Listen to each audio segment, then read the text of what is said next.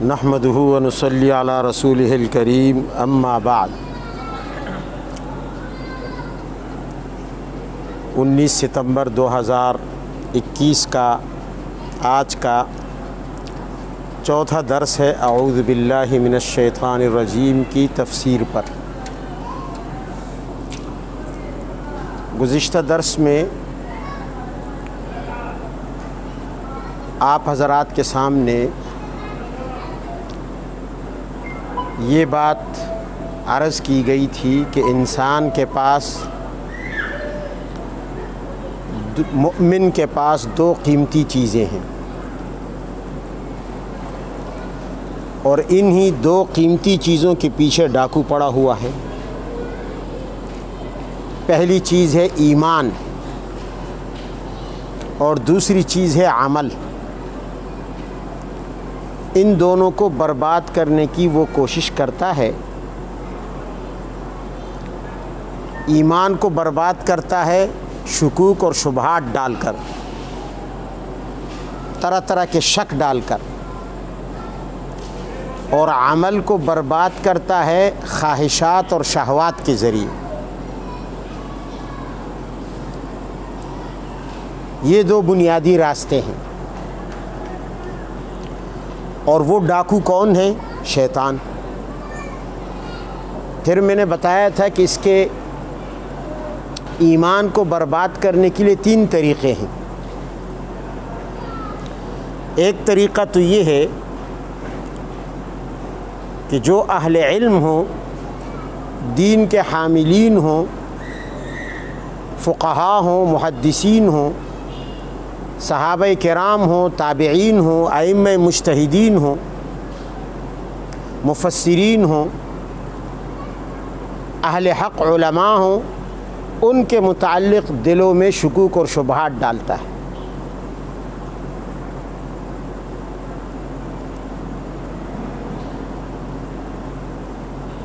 اور ان کی بات کو مشکوک کرنے کی کوشش کرتا ہے۔ اگر اس کے سامنے قرآن یا حدیث میں سے کوئی نص یا دلیل پیش کی جائے تو اس میں جدل پر، بحث پر آمادہ ہوتا ہے اور طرح طرح کی تعویلیں اور غلط تفسیریں شروع کر دیتا ہے، تاکہ اللہ تعالیٰ کی مراد تک یہ انسان نہ پہنچے۔ دوسرا طریقہ ہے تشکیک فی الانتصاب۔ اس پر بھی میں بات کر چکا ہوں تفصیل کے ساتھ کہ کس طرح یہ حربہ استعمال کر کے وہ انسان کے دلوں میں شکوک اور شبہات ڈالتا ہے۔ تیسرا طریقہ جس پر آج گفتگو کرنی ہے وہ ہے تشکیک فی المنتسب۔ تشکیک فی المنتسب کا مطلب کیا ہے؟ کہ شریعت کے جتنے احکام ہیں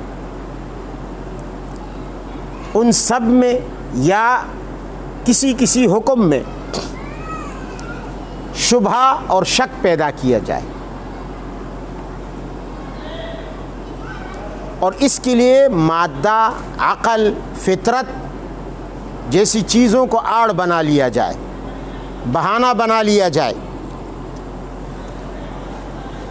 کہ مثال کے طور پر یوں کہا جائے کہ یہ حکم چونکہ ہماری عقل کے خلاف ہے، اس لیے ہم اس حکم کو ماننے کے لیے تیار نہیں ہیں، یا یہ حکم ہماری طاقت سے باہر ہے، یا یہ حکم اس دور کے تقاضوں کے خلاف ہے۔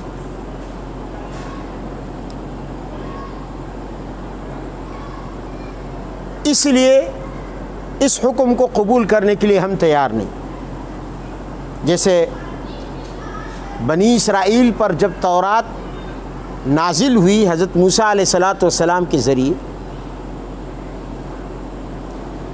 تو انہوں نے کیا کہا؟ سمعنا وعصینا۔ زبان سے کہا ہم نے سن لیا، لیکن آہستہ سے کہا دل میں وعصینا، ماننے کے نہیں ہیں ہم، اس لیے کہ یہ ہماری ہمارے معاشرے کے مزاج کے مطابق نہیں، ہماری طاقت کے مطابق نہیں۔ سمعنا وعصینا۔ تو اسی طرح شیطان، ابلیس انسان کے دل میں وسوسہ پیدا کرتا ہے احکام الہیہ کے متعلق کہ یہ کیا ہیں، عقل کے خلاف ہے، فطرت کے خلاف ہے، زمانے کے تقاضوں کے خلاف ہے، انسان کی توانائی اور وسعت سے بالاتر ہیں، تو ان تقاضوں پر عمل ناممکن ہے۔ آج کے دور میں کس طرح اس پر عمل ہوگا؟ جیسے لوگ خلافت راشدہ کی باتیں تو کرتے ہیں، لیکن جب خلافت راشدہ کی بات آتی ہے عملاً کسی حکم قانون کی، تو پھر کہتے ہیں کہ یہ اس دور کے مطابق یہ قانون نہیں چل سکتا، اس میں وسعت نہیں ہے، اس میں دور کے ساتھ مطابقت نہیں ہے۔ اسی طرح بعض احکام اور قوانین شریعت کے ایسے ہوتے ہیں جن کو اپنی عقل کے خلاف کہہ کر رد کر دیتے ہیں۔ مثال کے طور پر جہاد ہے، یا حدود اللہ ہیں، یا مرتد کا قتل ہے، ان احکام کا انکار کر دیتے ہیں۔ کس بنیاد پر؟ کہ جی یہ ہمارے عقل کے خلاف ہے۔ جہاد فساد ہے، تخریبی بلاد ہے، اس میں تو شہروں کی بربادی ہے، آبادیوں کی بربادی ہے، قتل ہے، خون ریزی ہے، اور جس چیز میں قتل اور خون ریزی ہو عقل اس کو اچھا نہیں سمجھتی، عقل اس کو پسندیدہ نہیں گردانتی۔ جس چیز میں لوگوں کے گھر تباہ ہوں، جس عمل کی وجہ سے آبادیاں مسمار ہوں، امن متاثر ہو، امن و امان کو خطرہ ہو، تو وہ حکم کس طرح قابل عمل ہو سکتا ہے اور پسندیدہ حکم ہو سکتا ہے؟ لہٰذا وہ یک زبان ہو کر اس حکم کو رد کر دیتے ہیں کہ ہم جی جہاد نہیں مانتے، ہم مرتد کے قتل کے حکم کو نہیں مانتے۔ یہ شبہ کس نے ڈالا؟ یہ شیطان نے ڈالا، ابلیس نے ڈالا، اور اس کے لیے آڑ کیا بنائی؟ عقل کو آڑ بنا لیا۔ حالانکہ اگر غور کیا جائے تو یہ احکام قطعاً عقل کے خلاف نہیں ہیں، بلکہ عقل کا تقاضا ہیں، عقل کے مطابق ہیں۔ لیکن یہ لوگ کیا کہتے ہیں کہ جی ہمیں تو یہ قانون سمجھ میں نہیں آیا، ہماری عقل میں نہیں آیا۔ اب ہے تجھے عقل میں، تیری عقل میں نہیں آیا تو تیری عقل کم ہے، ناقص ہے۔ اس کا یہ مطلب تو نہیں کہ وہ چیز عقل ہی کے خلاف ہے۔ اگر تیری عقل کے خلاف ہے تو وہ تو دنیا کی ہر عقل کے خلاف تو نہیں ہو سکتی، اور ضروری ہے کہ ہر قانون ہر شخص کی عقل میں آئے۔ اس سوال کا جواب میں دینے لگا ہوں، اور غور سے سننا۔ کیا ضروری ہے کہ ہر قانون ہر عقل میں آئے؟ اگر اس طرح ہوگا، اور اگر اس طرح ہوتا تو دنیا کے قوانین جو دنیا کے ملک بناتے ہیں، حکومتیں بناتی ہیں، ہر ملک اپنے لیے قانون بناتا ہے۔ دیکھیں آپ اسمبلی میں جائیں، اسمبلی کا کیا کام ہے؟ قانون بنانا، قانون سازی کرنا۔ ہر ملک، ہر ادارہ، ہر جماعت قوانین بناتی ہے، لیکن ضروری نہیں کہ وہ تمام قوانین ہر شخص کی عقل میں آ جائیں، ہر شخص ان کی گہرائی تک پہنچ جائے۔ یہی تو وجہ ہے کہ جب عدالت میں کیس جاتا ہے، وہاں ملکی قانون پر فیصلہ ہوتا ہے جو انگریز کا قانون ہے، لیکن ڈاکٹر جس نے انگریزی پڑھی ہے، دنیاوی تعلیم حاصل کی ہے، انجینئر جو اپنے آپ کو بہت بڑا پڑھا لکھا سمجھتا ہے، پروفیسر جو اپنے آپ کو بہت زیادہ تعلیم یافتہ سمجھتا ہے، وہ جج کے سامنے خود کھڑا ہو کر دلائل نہیں دیتا، وہ قانون کا حوالہ نہیں دیتا، اس لیے کہ نہ تو اسے قانون کا پتہ ہے اور نہ اس قانون کی گہرائی کا پتہ ہے، اس قانون کی باریکیوں کا پتہ ہے اسے، وہ وہاں پر صفر ہے۔ تو ڈاکٹر مجبور ہے وکیل کی طرف رجوع کرنے کے لیے، پروفیسر مجبور ہے وکیل کی طرف رجوع کرنے کے لیے، انجینئر مجبور ہے وکیل کی طرف رجوع کرنے کے لیے۔ ایسا ہے یا نہیں ہے؟ وہاں کوئی ڈاکٹر خود کھڑا ہو کے اپنا کیس نہیں لڑتا، ملک کا وزیر اعظم ہی کیوں نہ ہو، سہارا لیتا ہے اٹارنی جنرل کا، بڑے بڑے وکیل کر لیتے ہیں۔ آپ نے دیکھا پچھلے دور حکومت میں ہمارے حکمرانوں پر کیسز بنے، کورٹوں میں ان کو بلایا گیا، لیکن انہوں نے خود کھڑے ہو کر اپنا دفاع کرنے کے بجائے وکیلوں کو آگے کیا۔ بھئی تم قوانین ڈھونڈ کر وہ ججوں کے سامنے پیش کرو۔ کیا وجہ ہے؟ کیا وہ حکمران تعلیم یافتہ نہیں ہے؟ وہ خود کیوں نہیں قانون پڑھ کر اور قانون سمجھ کر اور قانون کی باریکیاں جج کے سامنے پیش کیوں نہیں کرتے؟ کیا ڈاکٹر انجینئر پڑھے لکھے نہیں ہیں؟ کیا پروفیسر پڑھے لکھے نہیں ہیں؟ وہ خود قانون کی باریکیاں کیوں نہیں سمجھ سکتے؟ کیا وجہ ہے کہ وہ وکیل کی طرف رجوع کرتے ہیں؟ اور جب وکیل قانون کی کوئی دفعہ، قانون کی کوئی شق جج کے سامنے بیان کرتا ہے، جج کے سامنے، چاہے وہ اس میں غلطی کر جائے، سب اسے تسلیم کرنے کے لیے دس بستہ کھڑے ہوتے ہیں، جج بھی ان کے دلائل کو سن کر فیصلہ دیتا ہے، ان کی باتوں پر یقین کر کے۔ اب اگر ایک شخص کہے کہ جناب یہ قانون میری سمجھ میں نہیں آیا، تو وکیل کہے گا کہ جناب آپ کو اس لیے سمجھ میں نہیں آیا کہ آپ اس قانون کے ماہر نہیں ہو، میں نے ساری زندگی لگائی اس قانون کو پڑھتے پڑھاتے، اس قانون کا مطالعہ کرتے، اس قانون کو سمجھتے سمجھاتے، میں اس قانون کے پس منظر سے واقف ہوں، میں اس قانون کے تمام باریکیوں کو جانتا ہوں۔ ایک پروفیسر کھڑا ہو جائے، ایک انجینئر کھڑا ہو جائے کہ جناب یہ قانون میری عقل کے خلاف ہے، تو کوئی جج اس کی بات سننے کے لیے تیار نہیں ہوگا، اگرچہ وہ کہے میری عقل میں یہ قانون نہیں آتا۔ بہت سے لوگ قانون سے اختلاف کر لیتے ہیں، کہتے ہیں کہ ہماری عقل میں نہیں ہے۔ آپ اندازہ لگائیں، جب ایک انسانوں کے بنائے ہوئے قانون کا یہ حال ہے کہ بڑے بڑے دانشور اور پڑھے لکھے اس قانون کی حقیقت تک نہیں پہنچتے، اس کی مہارت نہیں جانتے، اس کی باریکیوں سے جاہل ہوتے ہیں، اور وہ محتاج ہوتے ہیں ان لوگوں کے جنہوں نے وہ قانون پڑھا ہوا ہے، جو قانون انہوں نے سمجھا ہے، وہ لوگ جنہوں نے اس قانون کی باریکیوں سے وہ آشنا ہوئے ہیں، تجربات سے گزرے ہیں، ان کی رائے کو، ان کی باتوں کو غور سے سن کر مانتے ہیں، چاہے ان کی اپنی سمجھ میں آئے نہ آئے، اس کے آگے سر دھنتے رہتے ہیں۔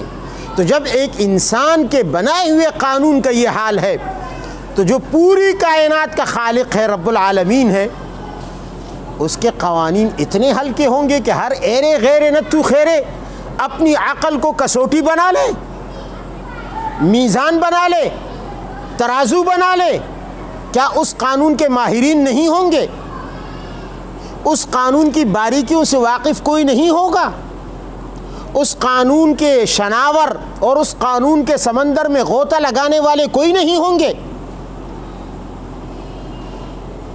تو جس طرح انسانوں کا بنایا ہوا قانون ضروری نہیں کہ ہر شخص کے دماغ میں آئے، ہر شخص کی سمجھ میں آئے، اسی طرح رب العالمین کا قانون بھی ضروری نہیں کہ ہر شخص کی عقل میں آئے۔ اس کے لیے بھی ان کے ماہرین کی طرف رجوع کرنا ہوگا۔ اب جہاد ہو، چاہے اقدامی چاہے دفاعی، افینسو جہاد یا ڈیفینسو جہاد، جہاد الطلب یا جہاد الدفاع.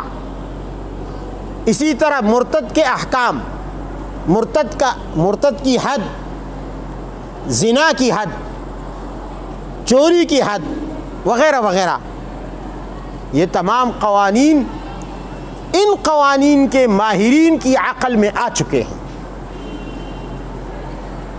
وہ ان کو سمجھ چکے ہیں، وہ ان کو عقل کے مطابق سمجھتے ہیں جتنے ماہرین ہیں. لہٰذا اب کسی ایرے غیر نتو خیری کی عقل کو معیار نہیں مانا جا سکتا. معیار وہ لوگ ہوں گے جو اس قانون کی باریکیوں سے واقف ہوں گے، جو شریعت کے قوانین کو جانتے ہوں گے. انہوں نے اعتراض نہیں کیا، انہوں نے اس پر انگلی نہیں اٹھائی، انہوں نے اسے عقل کے خلاف نہیں کہا.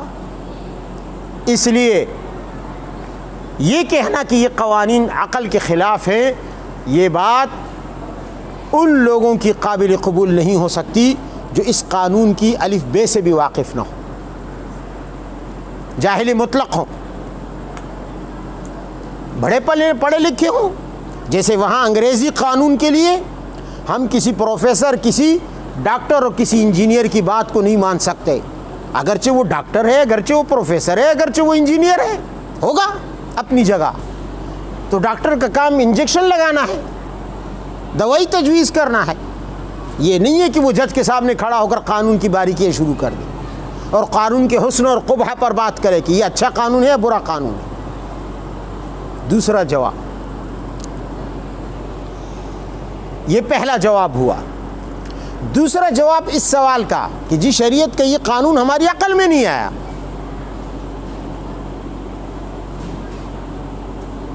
اور ہماری عقل کے خلاف ہے، اس لیے ہم نہیں مانتے. یہ شیطانی وسوسہ ہے جو اس کی عقل کو اس کے سامنے ایک بہت بڑی چیز بنا کر پیش کرتا ہے کہ بس دنیا میں اگر کچھ ہے تو میری عقل ہے، اور اس عقل کے ماورا آگے کچھ بھی نہیں ہے. حالانکہ ان کو کیا پتا، وہ عقل کو کیا جانے. عقلی معیار کو یاد رکھے، قانون یاد رکھے. مثلا ہم جہاد کو لے لیتے ہیں، جس کے حوالے سے بہت زیادہ پروپیگنڈا ہوتا ہے. جب سے انگریز ہندوستان پر اس نے قبضہ کیا، اس نے خاص طور پر جہاد کو نشانہ بنایا اور اس پر اعتراضات کی بھرمار کر دی، جس سے ہمارے پڑھے لکھے سر سید کے کالجز اور یونیورسٹیز میں اور اس کی فکر کے کالجوں یونیورسٹیوں میں پڑھے ہوئے بہت سارے وہاں کے فضلاء اور نوجوان متاثر ہو گئے ان اعتراضات سے، اور وہ بھی اس کو شریعت کے ان اہم احکام کو عقل کے خلاف سمجھنے لگے. تو یاد رکھنا چاہیے، میں ان کے لیے کہتا ہوں کہ جہاد کیا ہے. مثلا سب سے زیادہ اعتراض اس حکم پر ہوتا ہے. تو جہاد ہے ایک جہد بلیغ کا نام، آخری درجے کی کوشش، جدوجہد،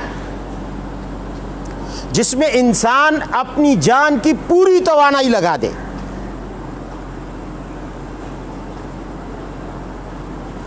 جان کی پوری توانائی صرف کر دے، اپنی جان لڑا دے. یہ جہاد ہے. اور دیکھو، ہر عمل کسی مقصد کے لیے ہوتا ہے، ہر عمل کسی مقصد کے لیے ہوتا ہے. مقصد جتنا معقول ہوگا، جتنا عقل کے مطابق ہوگا، اتنا ہی وہ عمل بھی معقول ہوگا.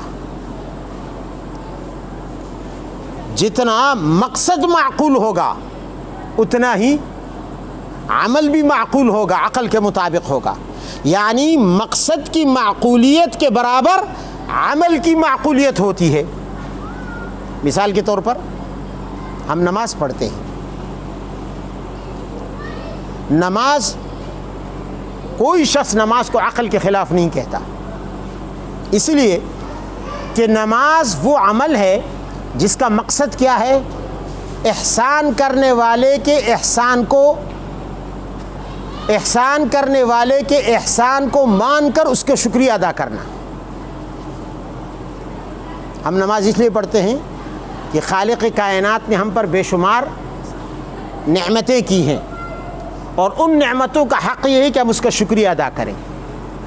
عقل کہتی ہے کہ آپ کے ساتھ جو شخص بھلائی کرے، آپ کے ساتھ جو شخص احسان کرے، آپ اس کا شکریہ ادا کریں۔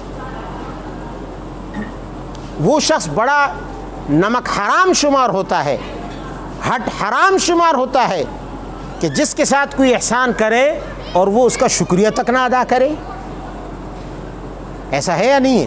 معاشرے میں یہی ہے نا۔ تو ہم نماز پڑھتے ہیں، نماز پڑھنے کا مقصد کیا ہے؟ شکریہ ادا کرنا اس منعم حقیقی کا جس نے ہم پر کروڑوں اربوں نعمتیں کی ہیں جن کو ہم نہیں شمار کر سکتے۔ کیا کیا نعمتیں ہیں؟ ایسی ایسی نعمتیں جن تک پیدائش سے لے کر موت تک ہمارا دھیان بھی نہیں جاتا۔ پیدائش سے لے کر موت، صرف اس جسم کے اندر اتنی نعمتیں ہیں کہ ان نعمتوں تک کبھی زندگی میں ہمارا خیال بھی نہیں کیا کہ یہ بھی ایک نعمت ہے۔ میرے بھائی قاری محمود الحق صاحب آج مجھے بتا رہے تھے کہ ایک جگہ انہوں نے جنازے میں شرکت کی تو ایک صاحب ملے، اس نے کہا ان صاحب نے کہ 12 سال ہو گئے، 12 سال میرے منہ سے تھوک غائب ہے اور آنکھوں سے آنسو غائب ہے، نہ میری آنکھوں میں پانی ہے نہ میرے منہ میں تھوک ہے۔ کبھی ہم نے اس نعمت کی طرف سوچا کہ کتنی بڑی نعمت ہے؟ پھر وہ کہتا ہے یہاں اس کے ساتھ بوتل بندھی ہوئی ہے 24 گھنٹے، ہر 2 منٹ کے بعد وہ منہ میں پانی ڈالتا ہے۔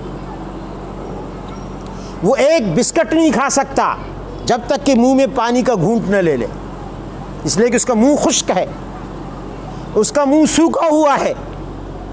آپ کیا سمجھتے ہیں یہ تھوک کتنی بڑی نعمت ہے اللہ کی؟ یہ جو اتنے بڑے بڑے نوالے لے کر ہم منہ میں ڈالتے ہیں یہ ایسے تھوڑی جاتے ہیں نیچے۔ یہی تھوک کا دریا جو اللہ نے یہاں پیدا کیا ہے، اس دریا سے، اس دریا کی وجہ سے یہ اتنے بڑے بڑے نوالے آسانی سے نیچے چلے جاتے ہیں۔ کبھی اس نعمت کا ہم نے شکر ادا کیا؟ یا اللہ تھوک تیری کتنی بڑی نعمت ہے، ہم نے تھوک کا شکر کہاں ادا کیا؟ ہم تو لفظ تھوک کو بہت ہلکا استعمال کرتے ہیں، میں تجھ پر تھوکتا بھی نہیں۔ کسی سے نفرت کرنی اس کی طرف تھوک دیتے ہیں، تھوک، یعنی تھوک کو، اتنی بڑی نعمت کو ہم نے حقارت کا سمبل بنا دیا، نشانی بنا دی۔ اور یہ اللہ کی اتنی عظیم نعمت ہے کہ اگر یہ نہ ہو تو ہم ایک نوالا بھی نگل نہ سکیں، پھنس جائیں ادھر خشک راستے میں۔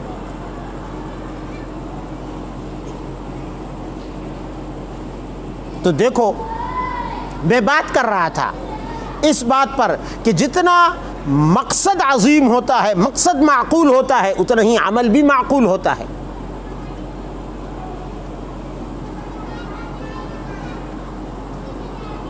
جہاد کس مقصد کے لیے ہے؟ اسلام کی سربلندی کے لیے، کہ اسلام حاکم ہو جائے۔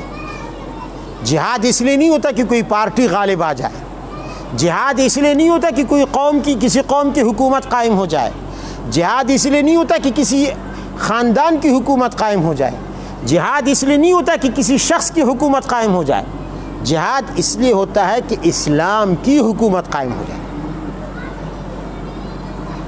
یہ مقصد ہے جہاد۔ کیوں؟ اس لیے کہ اسلام ضمانت دیتا ہے، اسلام گارنٹی دیتا ہے آبرو کی سلامتی کی، صحت کی سلامتی کی۔ صحت دنیا میں انسان کی تندرستی اور صحت کی سلامتی کی گارنٹی دیتا ہے، اور سلامتی کی گارنٹی دیتا ہے، روح کی سلامتی کی گارنٹی دیتا ہے، جسم کی سلامتی کی گارنٹی دیتا ہے۔ یعنی اسلام کے اندر انسان کی روح کی سلامتی بھی ہے، انسان کے بدن کی سلامتی بھی ہے اور صحت بھی ہے، اور انسان کی آبرو اور انسان کی عقل کی سلامتی بھی ہے۔ یہ گارنٹی دیتا ہے انسان کہ جب بھی اسلام کی حکومت کسی علاقے پر قائم ہوگی تو لوگوں کی عقل محفوظ ہوگی۔ کیا کہا میں نے؟ لوگوں کی جب بھی اسلام کی حکومت کسی علاقے میں قائم ہوگی تو لوگوں کی آبرو محفوظ ہوگی، لوگوں کی صحت محفوظ ہوگی، لوگوں کی روح محفوظ ہوگی۔ اب سنیں، یہاں تک تو بات سمجھ گئے آپ۔ اب اگلی بات سنیں، صحت، بدن کی صحت کی سلامتی، یہ مقصد ہے اسلام کی سربلندی کا، اسلام کے نفاذ کا۔ اس کے لیے جدوجہد کی جاتی ہے، جہاد کی، جہاد فی سبیل اللہ کی جدوجہد کی جاتی ہے۔ اب آپ دیکھیں کہ اس مقصد کے لیے عقل کیا کہتی ہے۔ تھوڑی دیر کے لیے ہم عقل کی طرف جاتے ہیں۔ عقل کہتی ہے کہ جس چیز میں جسم کی سلامتی ہو، جسمانی صحت کا خیال ہو، جسمانی صحت کی حفاظت ہو، ایسی چیز کے لیے جدوجہد کرنا تو الگ، جبر کرنا بھی ضروری ہے، زبردستی کرنا بھی درست ہے۔ جس چیز میں انسان کے بدن کی صلاحیت ہو، انسان کی صحت کی گارنٹی ہو، انسان کی صحت کی حفاظت ہو، ایسی چیز کے لیے جدوجہد اور کوشش کرنا تو ایک طرف، اس کے لیے اگر کسی پر زبردستی کرنا بھی پڑے تو کرنی چاہیے۔ کیا مطلب ہے؟ مثال کے طور پر طب ہے، میڈیکل ہے، ڈاکٹر ہیں۔ ڈاکٹر، وہ ڈاکٹر جنہیں سرجن کہا جاتا ہے، وہ کیا کرتے ہیں؟ وہ لوگوں کو چھریاں لے کر، نشتر لے کر کاٹتے ہیں۔ اس جسم کو کاٹتے نہیں کاٹتے؟ کاٹتے ہیں۔ کاٹنے کے دوران خون بھی بہتا ہے، بہتا نہیں بہتا؟ بندہ زخمی بھی ہوتا ہے، زخمی ہوتا ہے۔ میں اسپتال میں تھا اور میں جب آپریشن کے لیے مجھے لے جایا جا رہا تھا تو آپریشن روم میں نے اتنے بڑے برتن میں اتنے بڑے بڑے چھرے دیکھے، میرے تو اوسان خطا ہو گئے۔ ایسے چھرے، نشتر، قینچیاں، پتہ نہیں کیا کیا،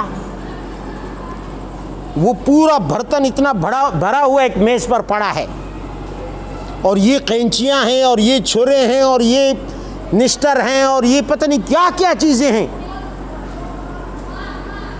میرے تو حواس خطا ہو گئے کہ یہ کیا، ان چیزوں سے مجھے کاٹیں گے، حالانکہ میرے تو ایک چھوٹا سا آپریشن تھا یہاں کا۔ یہ اتنے بڑے چھرے، یہ اتنے بڑے نشتر، قینچیاں، یہ کس لیے ہیں؟ اس جسم کو کاٹنے کے لیے، جس کے نتیجے میں انسان زخمی ہوتا ہے، درد ہوتا ہے، جلن ہوتی ہے، کراہتا ہے، تکلیف ہوتی ہے، خون بہتا ہے، اور بسا اوقات انسان مر بھی جاتا ہے۔ ایسا ہوتا ہی نہیں ہوتا؟ آپریشن کے دوران یا آپریشن کے بعد، اسی آپریشن کی وجہ سے انسان مر جاتا ہے۔ اس کے باوجود آج تک کسی نے طب پر اعتراض نہیں کیا، ڈاکٹر پر اعتراض نہیں کیا، سرجن پر انگلی نہیں اٹھائی کہ یہ ظالم یہ بدن کو زخمی کر رہا ہے، یہ بدن کا انسان کا خون بہا رہا ہے، بلکہ اس عمل کے نتیجے میں انسان کی موت واقع ہو سکتی ہے، تو یہ قاتل بھی ہے، یہ اس شخص کو قتل کرنے والا ہے۔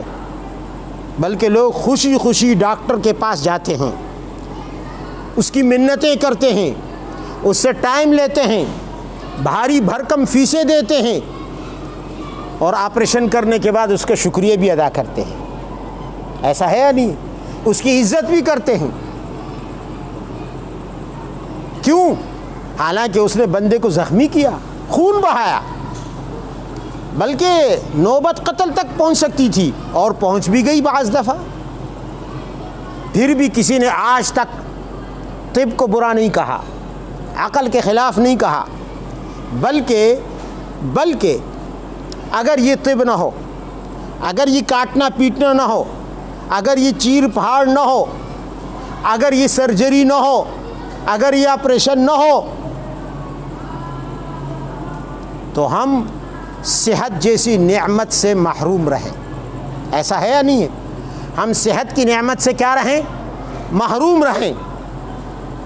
معلوم ہوا کہ یہ آپریشن کرنا، یہ چیرنا، یہ پھاڑنا، یہ کاٹنا یا پیٹنا، یہ غضب کے آثار میں نہیں ہے، یہ رحمت کے آثار میں سے ہے۔ کس کے آثار میں سے ہے؟ رحمت ہے۔ اگر آدم علیہ السلام سے لے کر اب تک یہ دنیا میڈیکل کے شعبے سے، میڈیکل کے طب کے شعبے سے، اور خاص طور پر اس آپریشن اور جراحی کے عمل سے محروم رہتی، تو یہ انسان اللہ کی کتنی بڑی رحمت سے محروم رہتے یا نہ رہتے؟ کبھی سوچا ہم نے کہ یہ انسان، یہ دنیا کتنی بڑی رحمت سے محروم رہتی؟ اور آج اگر کوئی قوت پابندی لگا دے کہ خبردار آئندہ کے لیے کسی انسان کا آپریشن نہیں ہوگا، تو دنیا کا حال کیا ہوگا؟ بس وہ انسان سوچ ہی سکتا ہے، تصور کر سکتا ہے کہ کیا ہوگا۔ معلوم ہوا کہ میڈیکل کا یہ چیر پھاڑ کا عمل، یہ خون بہانے کا عمل، موت تک لے جانے کا عمل، یہ غضب نہیں ہے، یہ رحمت ہے۔ یہ کیا ہے؟ رحمت ہے۔ اسی طرح جہاد، وہ طب صرف جسمانی صحت کا ضامن ہے، وہ چیر پہاڑ میڈیکل کی صرف جسم کی صحت کی ضامن ہے، اور جہاد یہ آپریشن ہے جسم کا بھی، آپریشن ہے روح کا بھی۔ روح کی صفائی بھی ہوتی ہے، جسم کی صفائی بھی ہوتی ہے۔ لہذا جس طرح وہ طب، وہ میڈیکل، وہ عین عقل کے مطابق ہے، اسی طرح جہاد بھی عین عقل کے مطابق ہے۔ اللہ نے فرمایا وَلَوْلَا دَفْعُ اللَّهِ النَّاسَ بَعْضَهُمْ بِبَعْضٍ لَفَسَدَتِ الْأَرْضِ، اگر اللہ جہاد کے ذریعے لوگوں کو ایک دوسرے سے نہ ہٹاتا، دفع نہ کرتا، مظلوموں کو ظالموں کے مقابلے میں کھڑا کر کے ان کو مقابلے کی صلاحیت نہ بخشتا، اور وہ ان ظالموں کا، ان ناسوروں کا جو معاشرے کے لیے ناسور بن چکے تھے، ان کا آپریشن نہ کرواتا، ان کی چیر پھاڑ نہ کرواتا، لفسدت الارض، تو زمین فساد سے بھر جاتی، زمین فساد سے بھر جاتی۔ معلوم ہوا کہ تخریب تعمیر کا پیش خیمہ ہے۔ جب تخریب ہوگی تو پھر تعمیر ہوگی، جب جہاد سے تخریب ہوگی تو پھر خلافت سے تعمیر ہوگی، جب جہاد سے تخریب ہوگی تو اسلام کے نفاذ اور اسلام کی حاکمیت کے بعد تعمیر ہوگی، جب جہاد سے، جب آپریشن سے جسم کی تخریب ہوگی تو اس کے بعد دواؤں سے اس جسم کی اصلاح ہوگی، اس جسم کی تعمیر ہوگی، اور موت کے کنارے پر پہنچنے والا شخص اس آپریشن کی وجہ سے جس طرح وہ دوبارہ زندگی اور صحت کی طرف لوٹتا ہے، اسی طرح دنیا فساد کے مرض سے، فساد کی ہلاکت اور تباہی کے گڑھے تک پہنچنے کے بعد جہاد کے آپریشن سے واپس حیات اور ترقی کی طرف لوٹے گی۔ یہ جہاد کا نتیجہ اور ثمرہ ہے، اور جہاد کا مقصد ہے۔ دوسری طرف آئیں، مرتد کا حکم۔ مرتد کسے کہتے ہیں؟ مرتد وہ شخص ہے جو مسلمان ہونے کے بعد کافر ہو جائے، العیاذ باللہ، اسلام کے کسی عقیدے سے انکار کر لے۔ نبی علیہ الصلوۃ والسلام نے فرمایا من بدل دینہ فاقتلوہ، جو اپنے دین کو بدل لے اس کو قتل کر دو، اس کو قتل کر دو۔ اب آپ اندازہ لگائیں کہ بعض لوگ اس پر اعتراض کرتے ہیں کہ جناب یہ سزا ہماری عقل کے خلاف ہے، اس نے صرف عقیدہ بدلا، اس نے صرف رائے بدلی، اس پر اتنی بڑی سزا کہ اس کے لیے موت کا حکم کر دیا گیا، یعنی جرم اور سزا میں مطابقت نہیں ہے، لہٰذا یہ عقل کے خلاف ہے۔ جرم اور سزا دونوں ان میں مطابقت ہونی چاہیے، مماثلت اور برابری ہونی چاہیے۔ یہ ایک اعتراض کرتے ہیں، میں جواب دیتا ہوں، میں الٹا ان سے سوال کرتا ہوں کہ تم لوگ کہتے ہو کہ ہماری عقل کے خلاف ہے، مجرم کے جرم اور اس کی سزا میں برابری ہونی چاہیے۔ اگر یہ تمہاری بات مان لی جائے تو میں پوچھتا ہوں کہ ایک شخص جس نے ڈاکہ مارا، ڈاکے میں کتنا وقت لگا؟ 5 منٹ، 10 منٹ، آدھا گھنٹہ، زیادہ سے زیادہ 2-3 گھنٹے۔ کتنا ٹائم لگا ہوگا؟ 2-3 گھنٹے۔ جرم یہاں اس کا وقت کے حساب سے ہم دیکھتے ہیں کیا مماثلت ہے جرم اور سزا میں۔ تمہاری کورٹوں میں وہ کیس چلا جاتا ہے، جج آگے سے کہتا ہے اس شخص کو 20 سال کی سزا ہے، اس ڈاکو کو جرم اس نے کیا ہے 1 گھنٹے کا، جرم اس نے کیا ہے 2 گھنٹوں کا، جرم اس نے کیا ہے 1 دن کا، سزا 20 سال کی کیوں؟ ایک انسان کو کوئی قتل کر دے تو قتل کتنی دیر میں ہوگا؟ چند منٹوں میں، زیادہ سے زیادہ گھنٹہ لگ جائے گا، 2 گھنٹے لگ جائیں گے۔ کورٹ سزا سناتی ہے، اس شخص کے لیے عمر قید ہے۔ سوال یہ ہے کہ جرم کی مدت چند گھنٹے ہے اور سزا کی مدت پوری زندگی ہے، کیا مطابقت اور مماثلت ہے؟ یہاں عقل کہاں چلی گئی؟ یہاں عقل کیوں نہیں اٹھ کر کہتی کہ جناب جج صاحب آپ کی سزا ظالمانہ ہے، آپ نے ظلماً سزا دی ہے، اس نے 1 دن جرم کیا، آپ نے پوری زندگی اس کی تباہ کر دی۔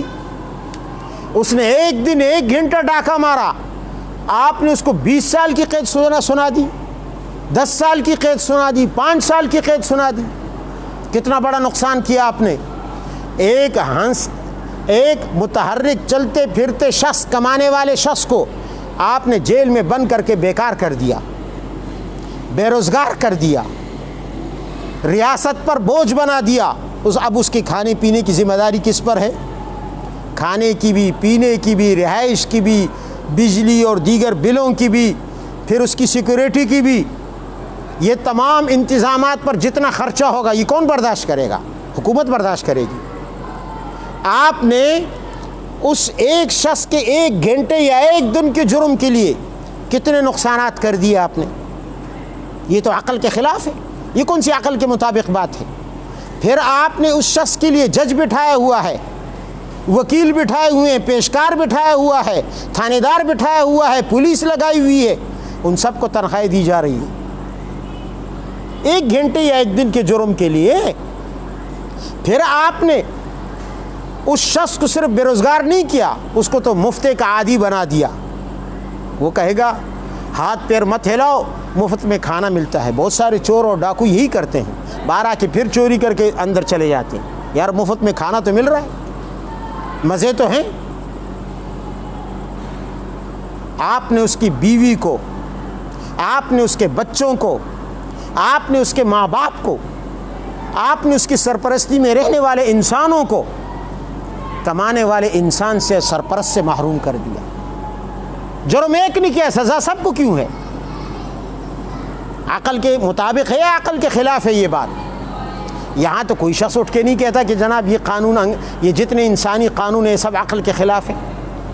مجھے کوئی ان میں عقل کے ساتھ مطابقت دکھا دے، نہ جرم کی سزا کے ساتھ، نہ سزا کی جرم کے ساتھ زمانے اور وقت کے لحاظ سے مماثلت ہے، اور نہ ان نقصانات کے حوالے سے جو نقصانات میں نے بتائے۔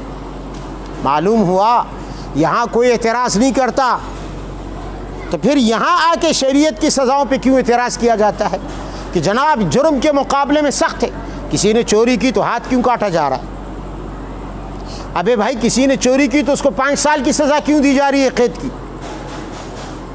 اس کو 10 سال قید کی سزا کیوں دی جا رہی ہے؟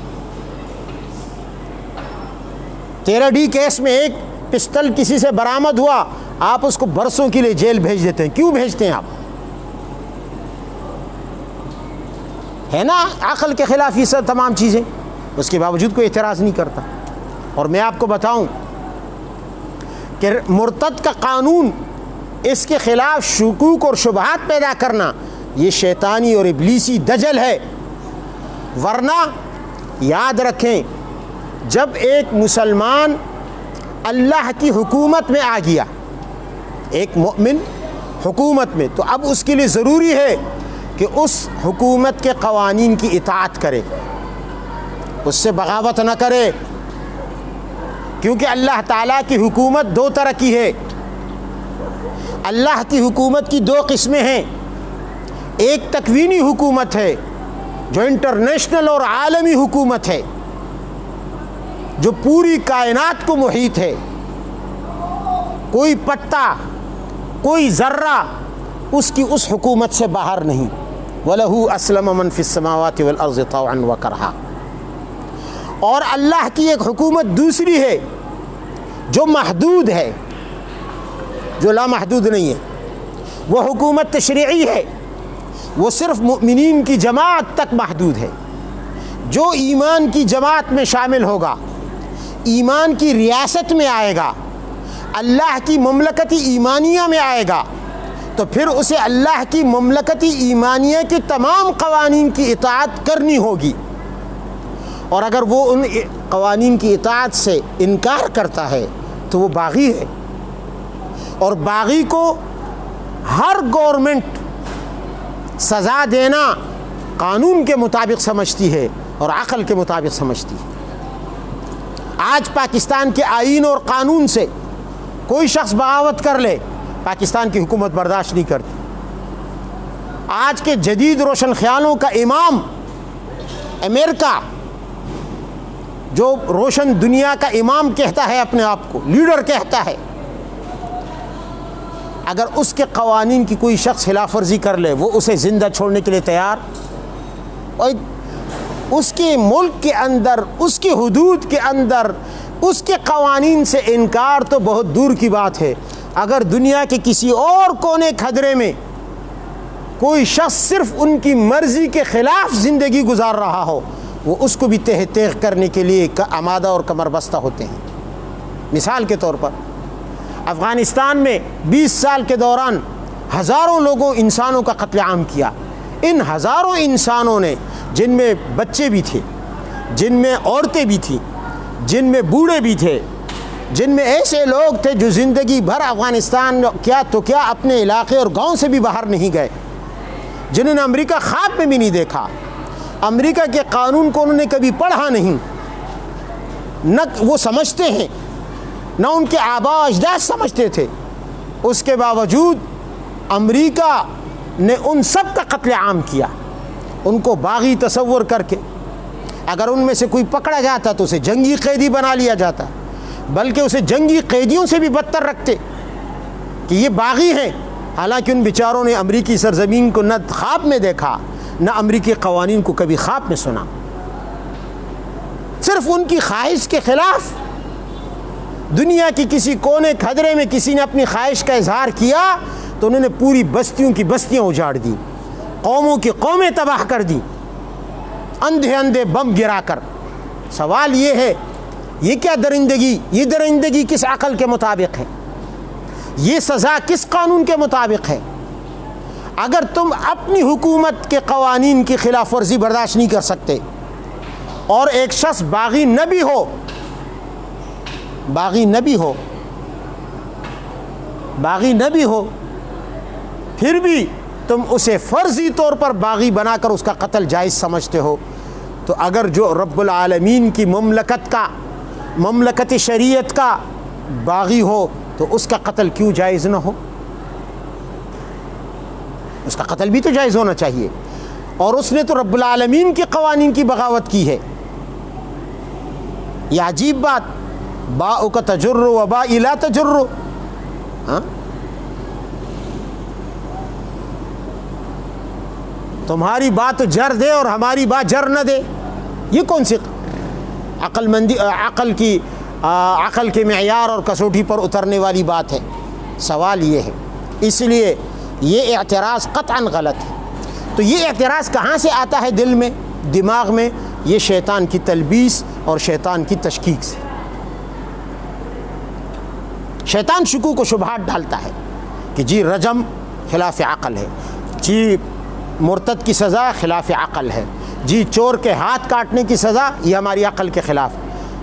بھاڑ میں جائے تمہاری عقل، 2 ٹکے کی بھی نہیں اللہ کے نزدیک. کیا حیثیت ہے ایسی عقل کی؟ بہرحال لیکن ہم نے دلائل کے زور پر ثابت کیا ہے کہ الحمدللہ اسلام کا کوئی قانون بھی عقل کے خلاف نہیں. منصفانہ مزاج رکھنے والی عقل، حد اعتدال پر قائم رہنے والی عقل، جو افراط اور تفریط سے پاک ہو، جو کن ذہنی اور غباوت سے پاک ہو، جس کو زنگ نہ لگا ہو، جو صاف شفاف عقل ہو، خالص عقل ہو، وہ کبھی بھی اسلام کے قوانین کو عقل کے خلاف نہیں کہے گی. دراصل خلاصہ کے طور پر میں آپ کو عرض کر دوں، 4 شبہات ہیں جن کی وجہ سے شیطان کامیاب ہو جاتا ہے انسانوں کے دلوں میں شک پیدا کرنے پر، تشکیک ڈالنے پر.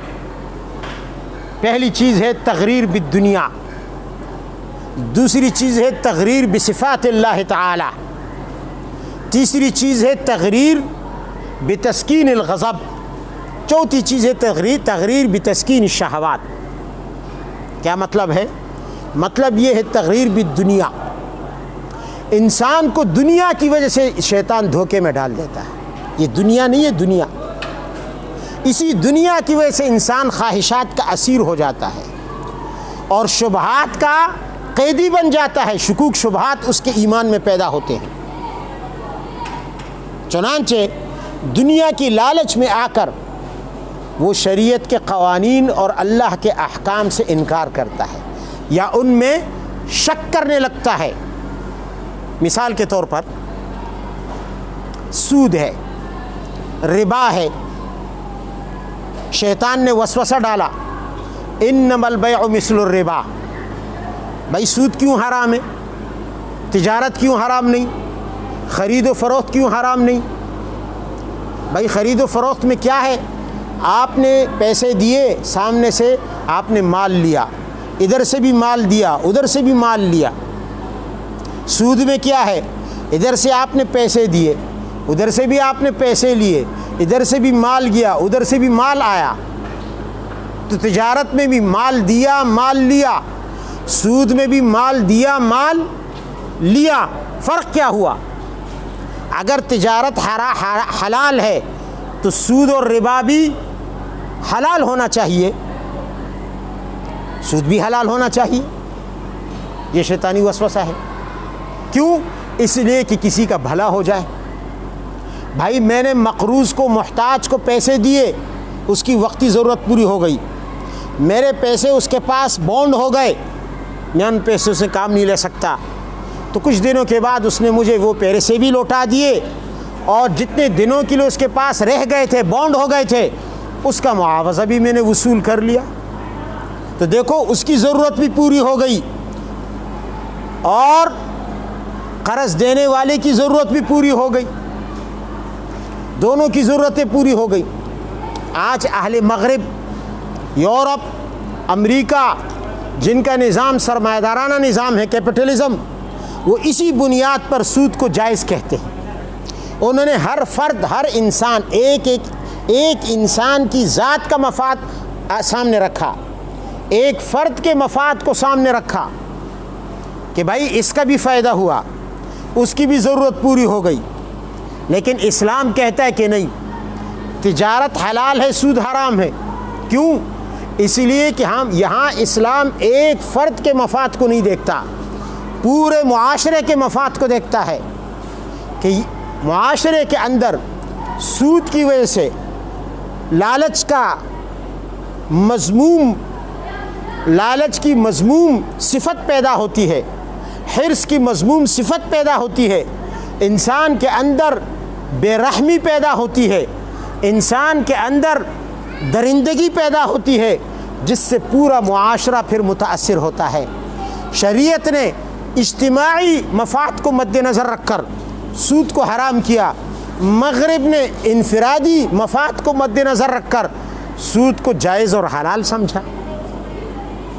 تو دنیا کی لالچ کی وجہ سے اب کیا ہوا، سرمایہ دار دن بدن مالدار ہوتا گیا، جس کے پاس پیسے ہیں وہ لوگوں کو پیسے دیتا ہے اور پھر ان کے خون پسینے کی کمائی اپنے قرضے کے علاوہ سود کی شکل میں وصول کرتا ہے۔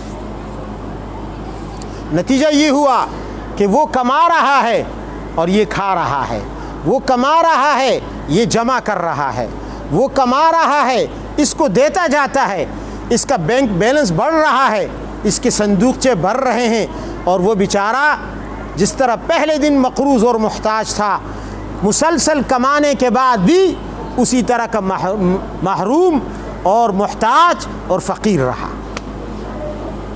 یہ ہے تغریر بالدنیا۔ دنیا انسان کو دھوکے میں مبتلا کر دیتی ہے۔ دوسری چیز تغریر بصفات اللہ تعالی، شیطان انسان کو اللہ کی صفات سے دھوکے میں ڈالتا ہے، اور وہ کیا ہے؟ یار کوئی بات نہیں، سود کر لو، یہ کام کر لو، کیا ہے یار، اللہ غفور الرحیم، اللہ غفور الرحیم۔ اس غفور الرحیم کی آڑ میں شیطان اور ابلیس انسان سے ہر گناہ کروا دیتا ہے، ہر ظلم کروا دیتا ہے، ہر حق تلفی کروا دیتا ہے، اللہ کے حقوق میں بھی ڈنڈی انسان سے، اور مخلوق کے حقوق میں بھی انسان سے ڈنڈی جو ہے وہ کروا دیتا ہے۔ اور اس طرح انسان صرف اس سہارے پر کہ جی اللہ غفور الرحیم، اللہ غفور الرحیم۔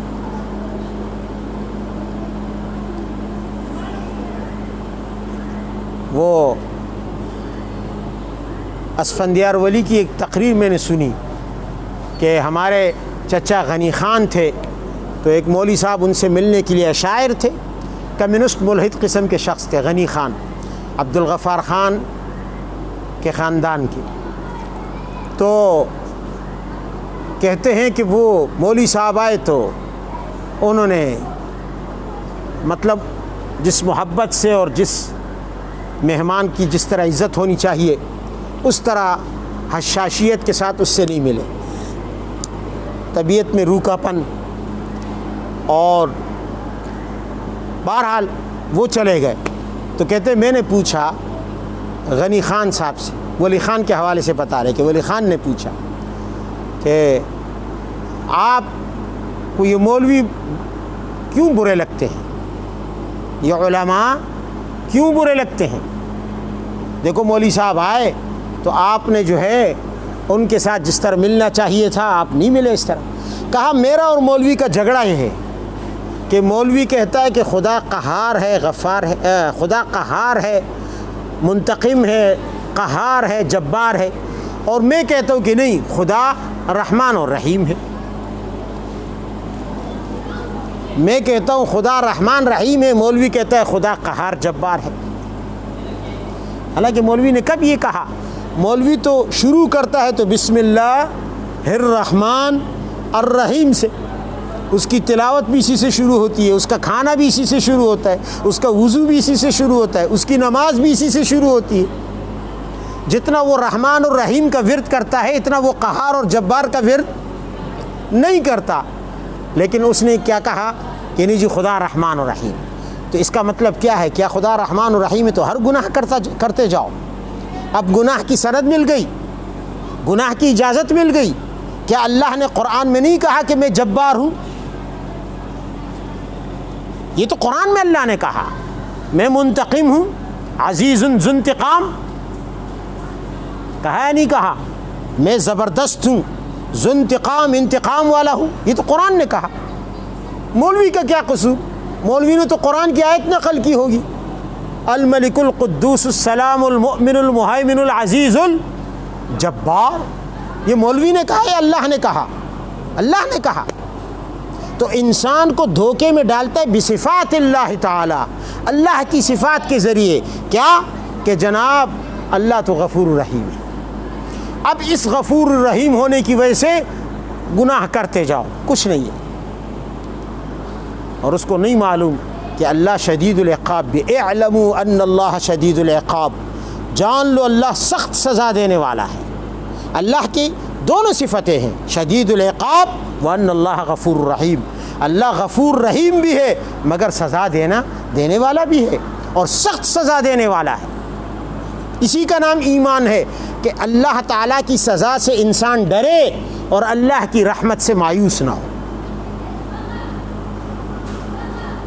تو یہ انسان کا. تیسری چیز کیا ہے؟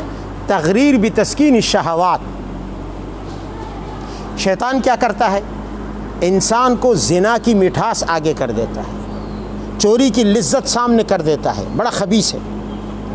ڈاکے کا مزہ آگے کر دیتا ہے، اور ان کاموں کا مزہ آگے کرنے کے بعد اس طرح دوسرے تمام گناہوں کے کا جو مزے کا پہلو ہوتا ہے ظاہری، اس کو انسان کے سامنے کر دیتا ہے. اور جو پیچھے والا پہلو ہے انجام کا، کہ زنا کا انجام کیا ہے، چوری کا انجام کیا ہے، ڈاکے کا انجام کیا ہے، غیبت کا انجام کیا ہے، ناحق قتل کا انجام کیا ہے، ان تمام گناہوں کے انجام کو انسان سے چھپا دیتا ہے. مزے والا رخ آگے کر دیتا ہے، انسان دھوکہ کھا جاتا ہے کہ اس میں تو مزے ہی مزے ہیں، لذت ہی لذت ہے، مٹھاس ہی مٹھاس ہے، عیش ہی عیش ہے، خواہش ہی خواہش ہے. اور پھر جب اس کے نتیجے میں جو سزا اسے ملنے والی ہے اس کو نظروں سے چھپا دیتا ہے. یہ انسان کو دھوکے میں مبتلا کرتا ہے.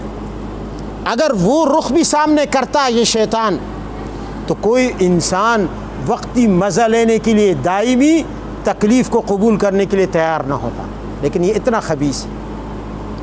چوتھی چیز کیا ہے؟ تغریر بتسکین الغضب. اللہ نے انسان کے اندر غصے کی قوت بھی پیدا کی ہے، غصہ کرنا انسان کے ساتھ لگا ہوا ہے، لیکن شیطان اس چیز کو کس طرح استعمال کرتا ہے انسان کی گمراہی اور تباہی کے لیے، کہ وہ انسان کو ابھارتا ہے غصے پر، جوش دلاتا ہے.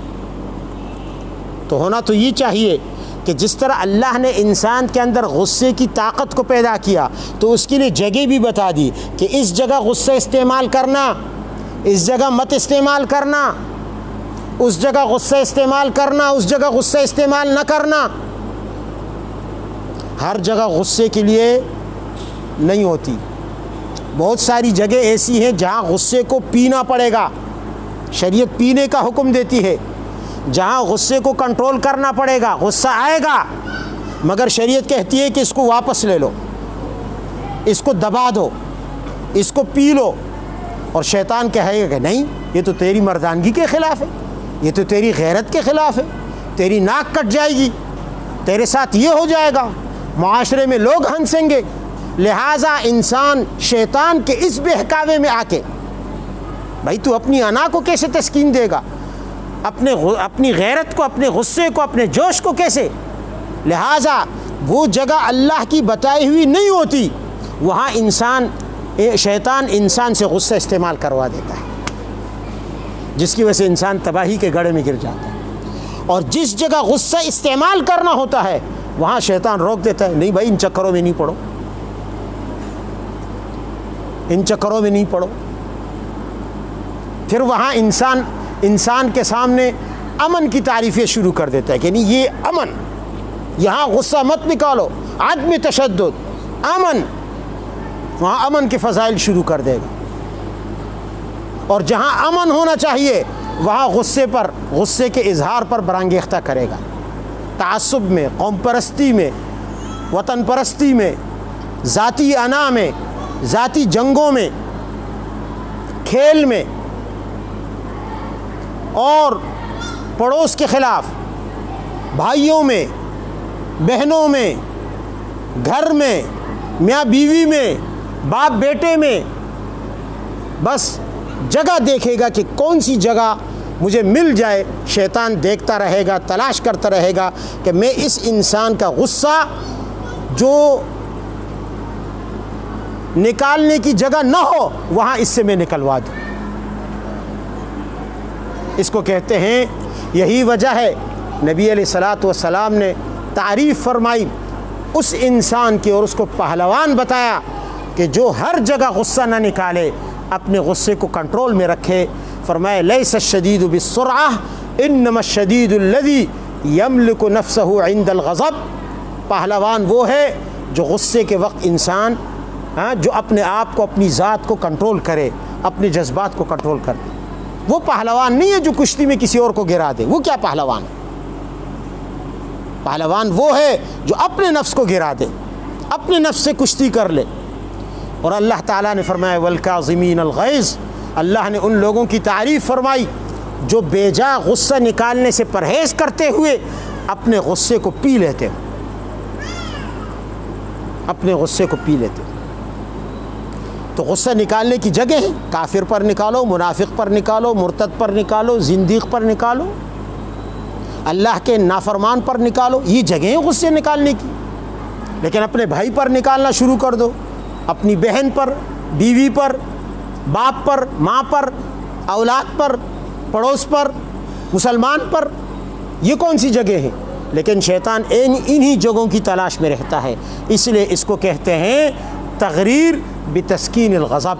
یہ شیطان کا چوتھا حربہ ہے جس سے وہ انسان کے ایمان کو برباد کرنے کی کوشش کرتا ہے اور انسان کے اعمال کو برباد کرنے کی کوشش کرتا ہے.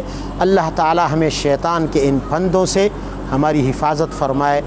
اسی لیے ہمیں کہا گیا کہ ہم کیا پڑھیں؟